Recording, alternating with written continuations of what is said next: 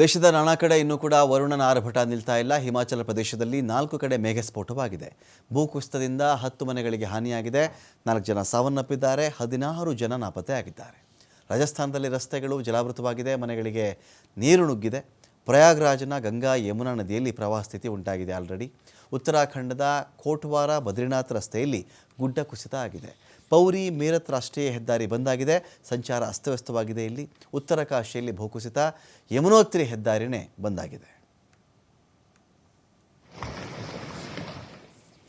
श्रद्धालु आ रहे हैं मोटरसाइकिल 4 व्हीलर 3 व्हीलर से, आप लोग इसको लेकर ऊपर चले जाइए। जो हमारा पक्का घाट बना है उसके आसपास अपनी गाड़ियों को पार्क स्लाइडिंग